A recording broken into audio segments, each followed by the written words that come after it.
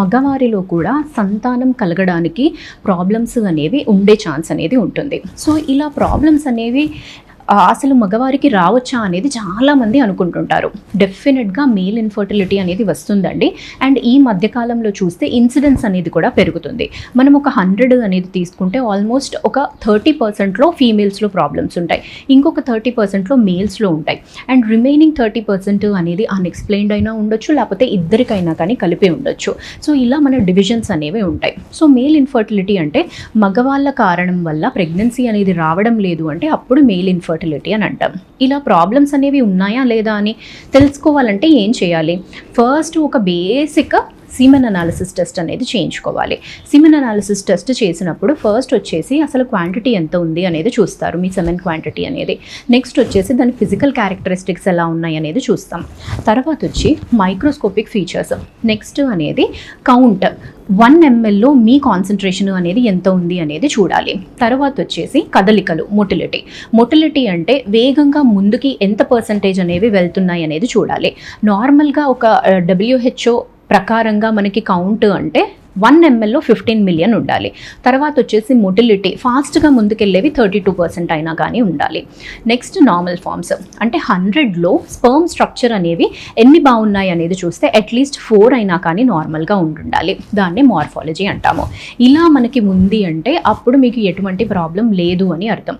ఇలా కాకుండా మీ పారామీటర్స్ ఏమైనా కాంప్రమైజ్ అయ్యాయి అంటే ఎక్కడో సమ్ లెవెల్లో ఇష్యూ ఉంది అని అర్థం చేసుకోవాలి. దాని తర్వాత ఫర్దర్గా దాన్ని ఇన్వెస్టిగేట్ చేయాలి. ఫస్ట్ వచ్చేసి మనం సస్పెక్ట్ చేయాల్సింది ఏంటి అంటే అసలు ప్రాపర్గా కలెక్షన్ అనేది జరిగిందా, అంటే మీరు సెమెన్ అనేది ఇస్తున్నప్పుడు మీరు కరెక్ట్గానే ఇచ్చారా, లేకపోతే అదేమన్నా స్పిల్ అయ్యే క్వాంటిటీ ఏమన్నా సరిగ్గా రాలేదా అనేది చూడాలి. అది మోస్ట్ ప్రాక్టికల్. నెక్స్ట్ వచ్చేసి ఒకవేళ మీ కౌంట్ అనేది తక్కువ ఉంది అంటే అది మీది కేవలం ఫస్ట్ శాంపిలే అయితే ఒక నెల అనేది ఆగిన తర్వాత ఇంకొక శాంపిల్ అనేది ఇవ్వాలి. సో 2 సెమెన్ అనాలిసిస్ రిపోర్ట్స్ లేనిది మనం ఒక కన్క్లూజన్కి రావడానికి వీలు పడదు. అందుకు అట్లీస్ట్ 2 సెమెన్ అనాలిసిస్ రిపోర్ట్స్ అయినా కానీ కావాలి. 2 సెమెన్ అనాలిసిస్ రిపోర్ట్స్ అయిన తర్వాత కూడా మీకు కౌంట్ అనేది తక్కువగానే ఉంది అంటే ఫర్దర్గా ఇవాల్యుయేషన్ అనేది అవసరం పడుతుంది. ఒకటి వచ్చేసి చాలా మటుకు మనం చూసే కారణం ఏంటి అంటే ఇన్ఫెక్షన్. సెమెన్లో ఇన్ఫెక్షన్ ఉన్నప్పటికీ కూడా కౌంట్ అనేది ప్రాబ్లమెటిక్గా ఉండే ఛాన్స్ అనేది ఉంటుంది. సో దాన్ని కల్చర్కి పంపించి కరెక్ట్ యాంటీబయోటిక్స్ అనేది యూస్ చేసినప్పుడు ఇన్ఫెక్షన్ అనేది తగ్గుతుంది. నెక్స్ట్ వచ్చేసి ఇంకేమైనా ప్రాబ్లమ్స్ ఉన్నాయా అంటే లోకల్ కాజెస్ లైక్ వారికోసీల్ అంటే బ్లడ్ వెజల్స్ ఏదైతే స్క్రోటం దగ్గర ఉంటాయో అవి వాపు వస్తాయి. వాపు వచ్చినప్పుడు బ్లడ్ ఫ్లో అనేది పెరిగినప్పుడు టెంపరేచర్ ఇంక్రీజ్ అవుతుంది. టెంపరేచర్ ఇంక్రీజ్ అయినప్పుడు లోపల స్పర్మ్ పైన ప్రొడక్షన్ పైన ఎఫెక్ట్ అనేది పడుతుంది. సో ఈ కారణం కూడా మనం చూడొచ్చు.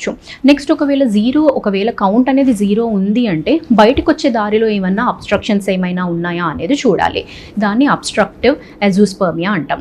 ఒకవేళ బయటకు వచ్చే దారిలో ఏ అబ్స్ట్రక్షన్స్ లేవు అంటే నాన్ అబ్స్ట్రక్టివ్, అంటే ఇంకే కారణం వల్ల 0 ఉంది. హార్మోన్ ప్రొడక్షన్ ఏమైనా తక్కువగా ఉందా, లేదు అంటే లోపల అసలు ఆ జర్మ్ సెల్స్ అనేవి సరిగ్గా లేవా, అంటే పుట్టుకతో వచ్చిందా అనేది మనం చూడాలి. సో ఇలాంటి రీజన్స్ అనేవి అన్నీ మనము నెక్స్ట్ ఫర్దర్గా ఇవాల్యుయేట్ చేయాలి. స్కాన్ అనేది చేయాలి. స్క్రోటల్ స్కాన్ చేసినప్పుడు వారికోసిల్ లాంటివి తెలుస్తాయి. అబ్స్ట్రక్షన్ ఏమైనా ఉందా అనేది కూడా తెలుస్తుంది. నెక్స్ట్ మీ హార్మోనల్ ప్రొఫైల్ అనేది టెస్ట్ చేయాలి. బ్లడ్ టెస్ట్ చేసినప్పుడు ఏ లెవెల్లో ప్రాబ్లం ఉంది అనేది తెలుస్తుంది. సో ఇలా ఫర్దర్గా ఇవాల్యుయేట్ చేసి మీకు ఏ లెవెల్లో సమస్య అనేది ఉందో దాన్ని కరెక్షన్ చేసుకొని మీకు ఫర్దర్ ప్లాన్ అనేది డిసైడ్ చేసుకోవాలండి. Thank you.